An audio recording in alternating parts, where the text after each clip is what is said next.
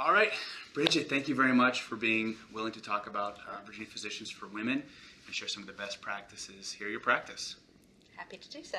Awesome. So the video series, the main goal is really to be able to share some of your best practices with some of the other executives, leaders of healthcare organizations here in Virginia, across the nation. So obviously you've been with Virginia Physicians for Women for a long period of time, but Yes. I obviously, having worked with Greenway and us working together for over a decade or so, I'm very familiar with your practice. But if you don't mind going into a little bit more depth as to the size of your group, the specialty, and some unique things about what you guys provide to the community. Sure. So we are a OBGYN practice with 33 providers, 30 doctors, and 3 APPs. We work out of 6 different locations. We service 4 hospitals. 2 of our physicians are actually board certified urogynecologists. And we see 12,000 appointments a month. Wow, that's a lot. So obviously, different people we interview come from different backgrounds. We obviously came from the alma mater, Right. Go Tribe. So I would like to hear kind of your, kind of where your career started from really that point on, prior to joining Virginia Physicians for Women, and then also how you grew within the practice, if you don't mind. Sure.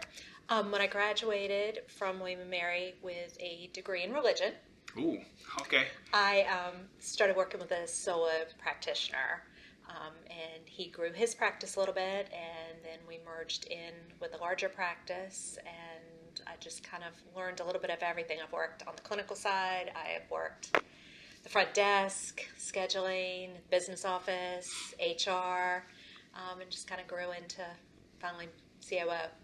Very nice. So obviously, I'm sure at that moment when you were moving from religion into healthcare, you said, you know what, this is the reason I want to make this move is because of compliance, right? So Yes. you have Yes. a wide spectrum from OSHA to HIPAA, all these different compliance topics that you have to kind of manage here at your organization. Tell me a little bit about how you manage that, how you kind of keep all these different compliance on the forefront of your practices. Sure. We do have an outside vendor that we use that helps us keep our manuals up to date.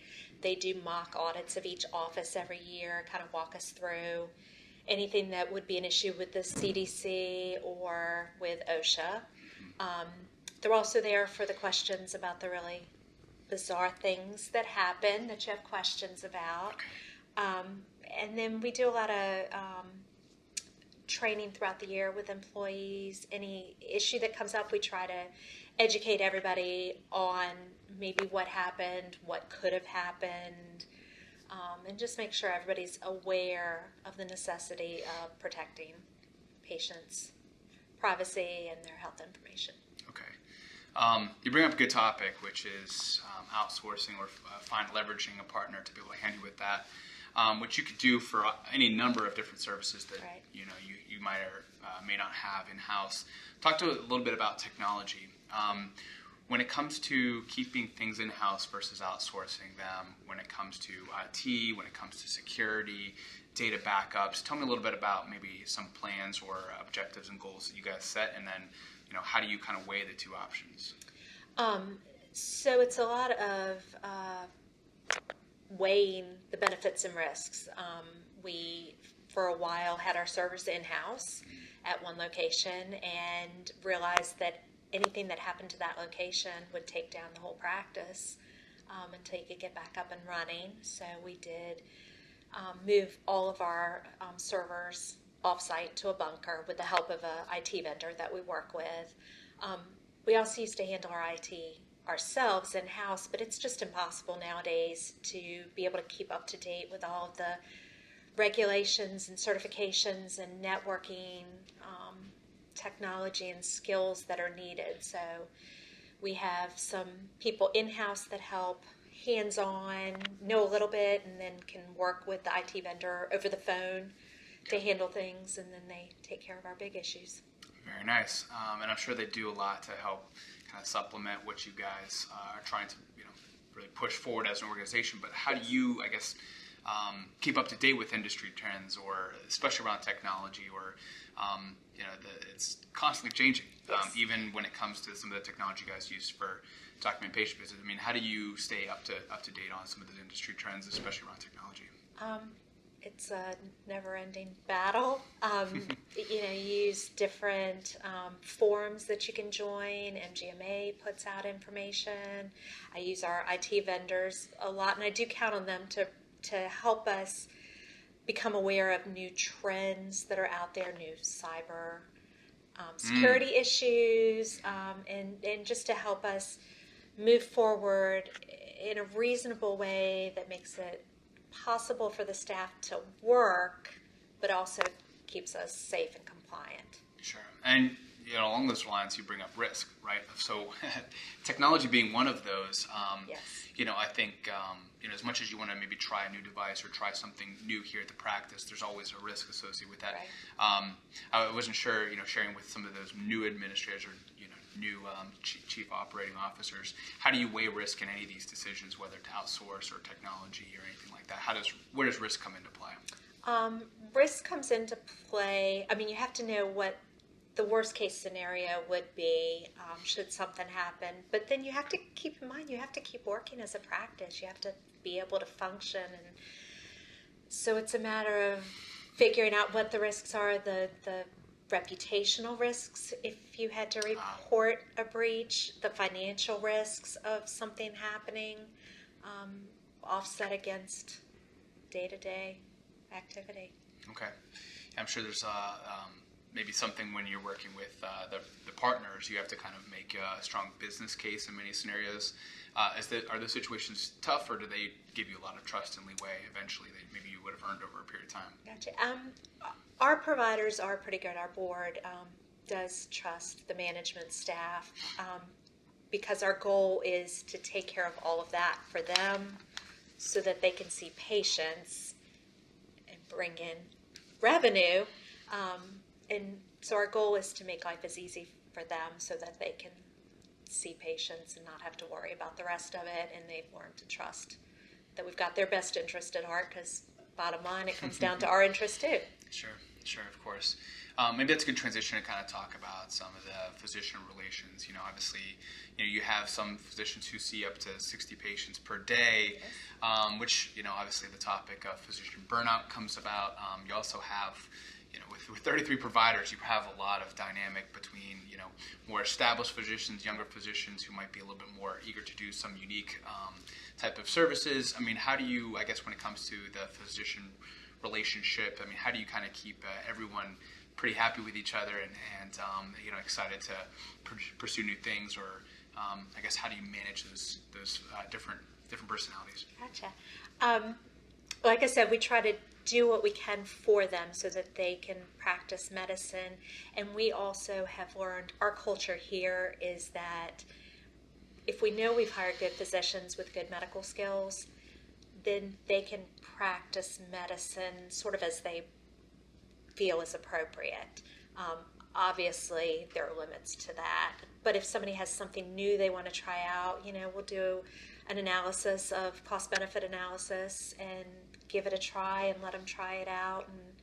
And, so we've brought in some new, we've got physicians doing some weight management, which is interesting. We've brought in a little bit of aesthetic services. You just have to, balance out what people want to do, what's good for the practice, and they all have to be interested in coming to work every day and doing what they love. Sure. I'm also sure that weight management's a pretty hot topic. Yes.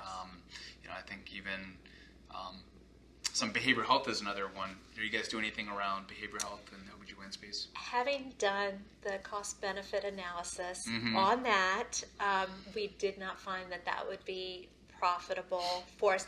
We have also found that you have to be very careful when listening to outside voices about what different new ventures might be worth. We have a surgery center here, and before we opened it, we had some outside consultants saying, if you see X number of patients and you take X percent of those and do surgery on them, you're going to make whatever, a huge amount of money. Sure. But that's not always the case. You have to factor in insurance companies and patients' health risks as to whether or not you can do cases in the surgery center or not. So you have to be strategic about listening to the information you're given and not always believe the best case scenario that you're given. Okay. That's got to be tough, right? Yeah. Having to weigh all the different options you have. I know there's also been a hot topic when it comes to telemedicine. Yes. Have you guys looked into that, or what's the cost-benefit analysis of telemedicine for you guys? We have not moved towards doing telemedicine, mostly because the areas where it might be most useful would be in the routine OB visits, or maybe a postpartum visit, things where you don't have to be able to lay your hands on the patient and they can sit in front of a screen fully dressed as we're OBGYN. Sure, of course. And our doctors like to have that connection with the patient. They like being able to see the patient in person, and we find patients enjoy coming in and seeing our doctors, and so we have some concern about losing that connection if we were to do it via Skype. I see. Yeah. Well, that's a huge topic, and I'm glad you brought it up about the patient engagement, right? So you have patients who are starting to make their decisions around healthcare more like consumers of just about anything else. And, I think some of the trends that we're seeing, and maybe you have a better indication on this, is that maybe OBGYN and pediatrics seem to be the ones thinking outside the box, maybe, providing stuff at the workplace or, in the way of services. When it comes to patient engagement and getting them involved, and whether it's here in the practice or outside of the four walls of the practice, what are you guys doing to try to kind of provide an added layer of experience? Well, the first thing we try to do is make things as easy as possible for the patients. So, multiple venues to try to get in touch with us, portal, email, secure email, online options for different things, just as easy as possible to get an appointment if you need one. We have dedicated nurses who just, during regular business hours, answer phone calls and provide information and advice to patients and help them determine if they need to be seen, if it's something they can handle over the counter, if we can call in a prescription, that sort of thing. Okay. And we've tried, we haven't gotten very far with it yet, but reaching out directly to employers, to provide special hours for their employees to receive services and that sort of thing.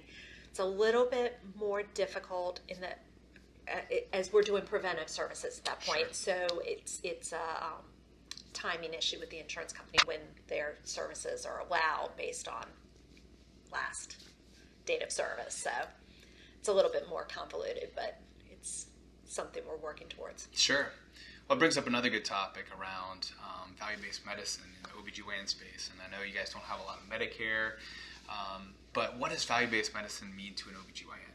How do you guys make the transition from fee-for-service to value-based medicine so far? So we are in some value-based contracts, performance contracts with I guess 3 different large payers at the moment, which require us to meet certain benchmarks or do PDSA plans, a couple times a year to try to improve patient outcomes, cut cost, increase patient satisfaction, that sort of thing. So it's a little bit more of an individual basis with each one, working directly with the payers to come up with plans that work for both sides. Is it hard to impact that type of care? Is it hard to, kind of get your physicians to buy in and be willing to kind of make some changes to the workflow in order to try to lower the cost? We try to figure out ways to do it that minimizes additional work to them. In a lot of cases, the doctors are already doing this. They're practicing good medicine. It's just maybe not being related to the insurance company. If it's not showing up on a claim, they're not seeing it.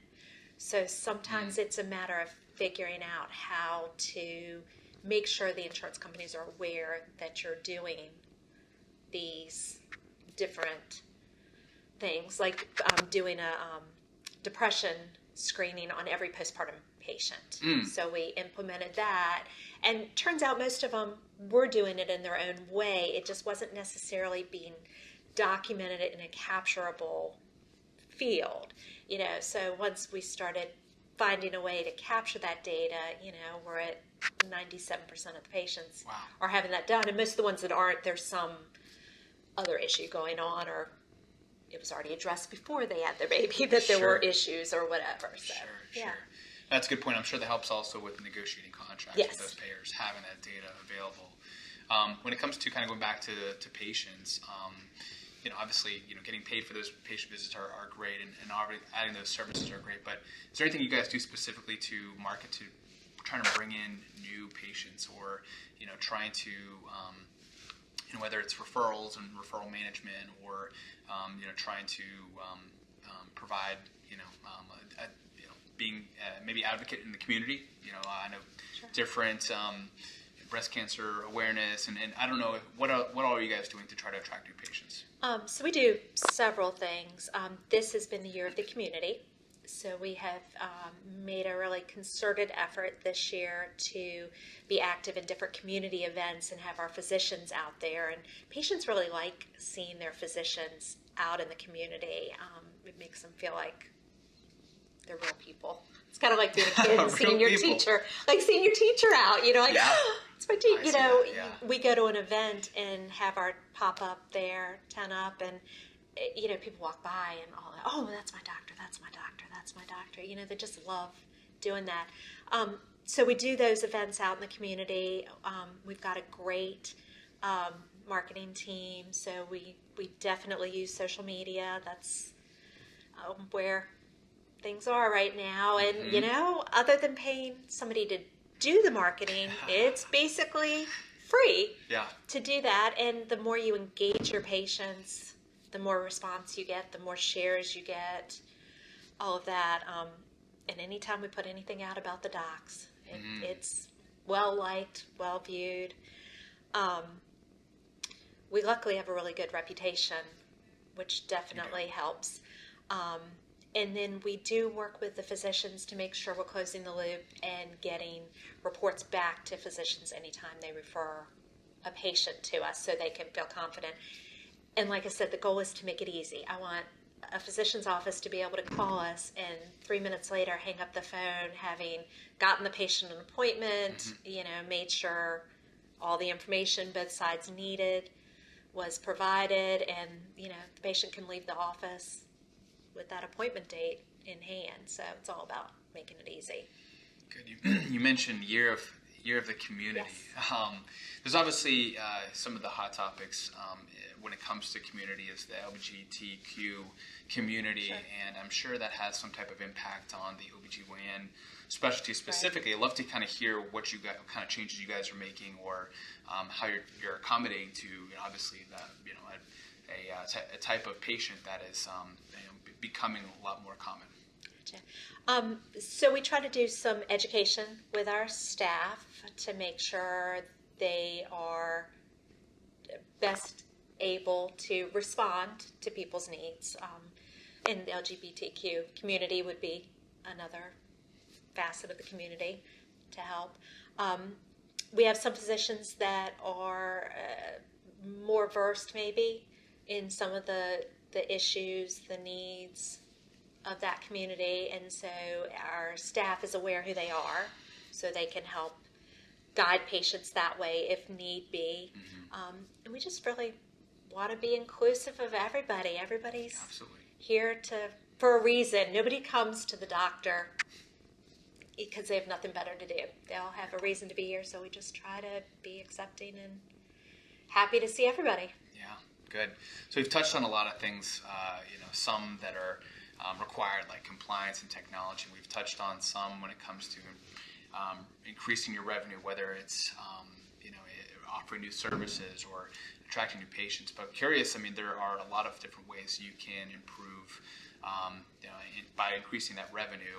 Obviously, some of those being the front desk, or whether it's scheduling and some of the best practices there, or co-pays and some of your policies there.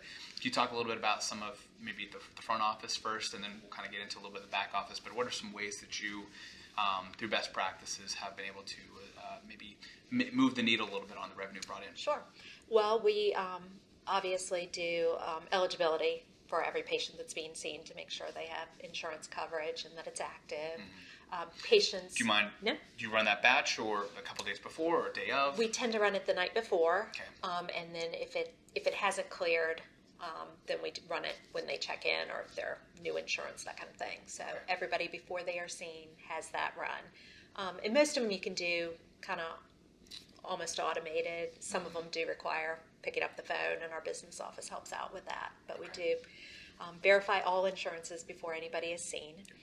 Anybody who has a high deductible, we do pre-collect kind of the basic amount for an office visit, and make sure they're aware that they still may owe more money. We do allow patients to have a credit card on file, so we can just collect on it without even having to bother them about it if they choose to do that. We provide estimates for any kind of surgical procedure or OB care, and work to collect that ahead of time, or to set up a payment plan that works for the patient. We have a system that will send out a text or an email to a patient when they have a balance, and they can pay right there, and that has been extremely popular. You get a text, you pay it on your phone. The next time you have a balance, you could have stored your credit card if you choose, and pay it in no time. So that's been helpful. And a lot of it, patients are aware they're going to owe money most of the time. And sometimes they truly are surprised by it, especially younger patients who maybe are adulting for the first time. So we make sure that the staff is able to explain it to them so that they understand what a deductible is, what coinsurance is, why they have a deductible, Sure. So we do a lot of that. Try to do that proactively. Good. Also about scheduling. I know I mentioned earlier you have a physician that sees 60 patients in a day. I'm sure scheduling can be difficult, and there's I think a lot of patients want things now, right? So tell me how you guys handle maybe no-shows, how you handle cancellations, how you maybe walk-ins versus the keeping people on a tight ship. Well, it's hard to be on a tight ship because you have the people who show up 20 minutes early, you have the people that show up 20 minutes late, you have the baby that needs to be delivered in the middle of the schedule. What we do in particular is a lot of same-day appointments. Patients can call in and they won't necessarily see their physician. They may not necessarily get to pick the location, but somewhere in the practice, somebody has availability. So that we don't keep a cancellation list or anything like that. That takes a lot of manpower to do. But patients call, and we about 1,400 same-day appointments a month. So, wow. And patients are happy. You want to be seen when you have a problem and when you realize it, and they call in and we get them in. So obviously kind of in the same topic as value-based medicine is, trying to keep patients out of the hospital if at all possible. Do you guys handle any type of urgent care light or any type of services that, I don't know whether you advertise it or not, that maybe might be an alternative to using an urgent care or the hospital or ambulance, etc.? Gotcha. We don't specifically do anything like that. We do have the surgery center that's part of our practice, and so there are cases that we can do there, and sometimes we'll do fluids there or something like that keep people out of the hospital. But keeping people educated and making them aware and know that they can call at any time, 24 hours a day, to ask helps people stay out of the ER sometimes. People go to the ER when it's not necessary because they're scared. So try to talk to them and, evaluate over the phone whether it sounds like it's something that they should go to the ER for, or to patient first or a urgent care center, or if, it's something that could wait till the next day when we're open. Okay. And then as we're wrapping up, kind of moving to the back office, are there any best practices when it comes to coding or making sure that the physicians are documenting that visit, the E&M level it's supposed to, regardless of whether that goes reduced next year, et cetera. But kind of talk to me a little bit about the back office and coding, making sure that it goes out clean. Sure. So we do use certified coders, and they do review 3 certified coders, and they do review documents for correct coding. We have someone who does audits on a quarterly basis for the physician. So she does the audits and then kind of sits down with them. And that's sort of to help them do their best coding, their best documenting. This is what's missing. This is what you could do. It's not about increasing your code necessarily. It's just about having good documentation. So in wrapping up, obviously we mentioned your background and had it coming with starting with just one physician and moving your own way up to now being a part of a huge size group. I guess if you could talk to yourself however many years ago and just imagine yourself being at that one practice where you're doing everything, clinical, operational. What's something you would tell a new administrator, a new person who's running a practice? I would tell them that the best thing to do is to see every piece of it, to really understand how it all fits together and how, from the patient calling in to making the appointment to the claim going out, every piece of it. Because if you don't fully understand the full circle, it's hard to understand when people make suggestions, whether or not they make sense, and it's just hard to see whether it's all working smoothly like it should or not. Very wise advice. Well, I appreciate the time today, Bridget. I think some great advice all across the spectrum of what you do every day. So thank you very much for taking the time. Hopefully this impacts other administrators' office or chief operating officers and other people that are leading their practice. And if they have any opportunity where they have a question, we'll have your information. And if they have some further pieces that they want to be able to pick your brain, I hope that hopefully we can build this community, and so we can keep private practices or even hospital practices thriving. So thank you very much, Bridget. Absolutely. Happy to talk to anybody. Thank you. You're welcome. Thank you.